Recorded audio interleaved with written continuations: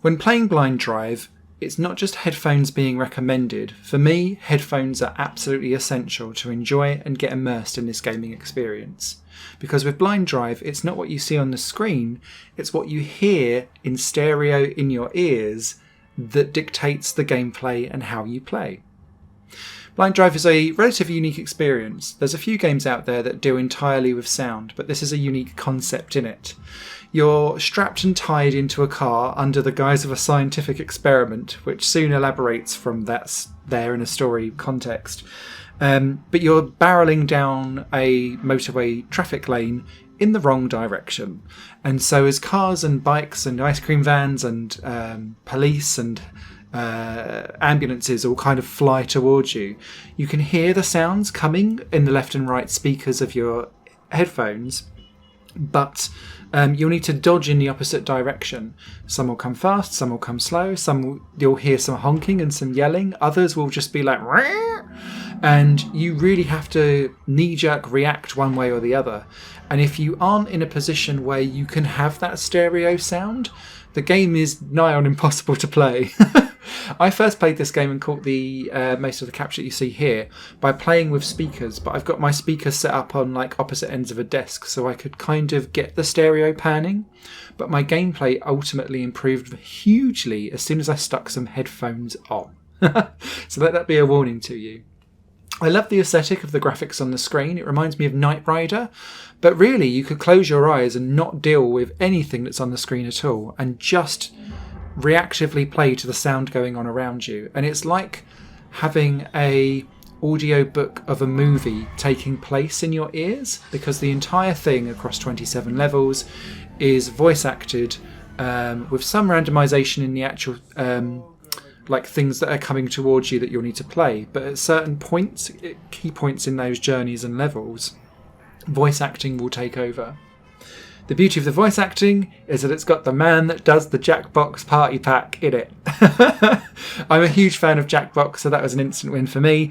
And it's the guy that does the voice for the Murder Trivia Party mini games. And he's doing that like, do you like scary movies? Voice as you go through.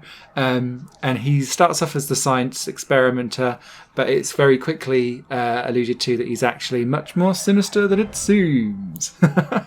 That kind of silly, crazy B-movie nuttiness continues all the way throughout the scripting, and it's really well done. So you're like trapped in a car and having all kinds of nightmares, and then he's like, I'll make you go faster. And then he's like, oh, time to put the windows up. So then all the sound is muffled. And you're like, I can't hear it properly. And you're getting really angry because you can't quite get round everything.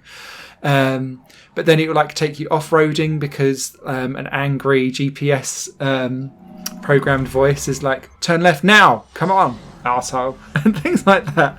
And it ends up in a field. So then you've got to avoid like cows and horses and stuff like that. It's really elaborate and stupid in the way how it all comes together. But it embraces that stupidity of B-movie craziness.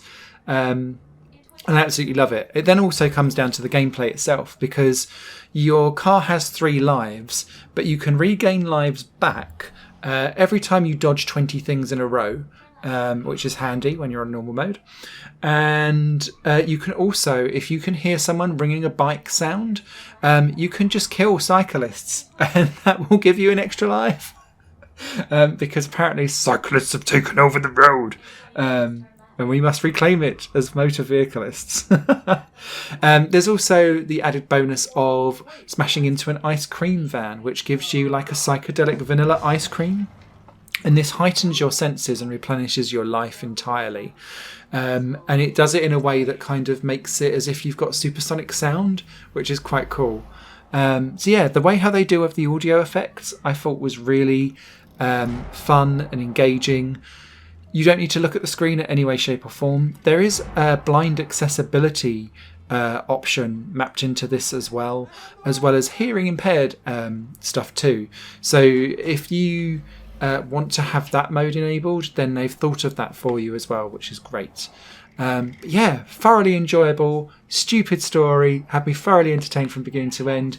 It will take you about, if you're really good at it, maybe an hour and a half to 2 hours to actually complete the story mode. Hard mode is absolutely crazy.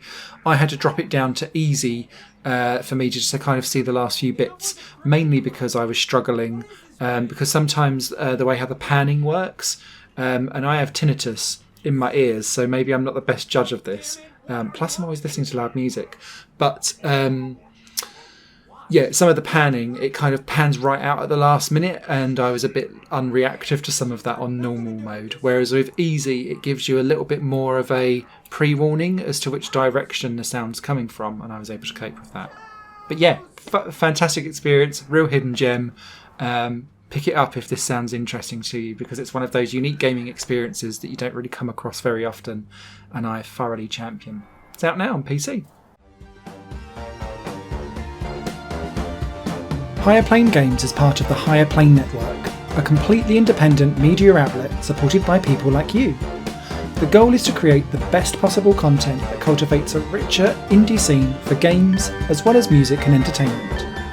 To find out more and to get involved, visit patreon.com/Higher Network. Your support makes all the difference, and in return you'll gain access to bonus content and downloads. Thank you for watching.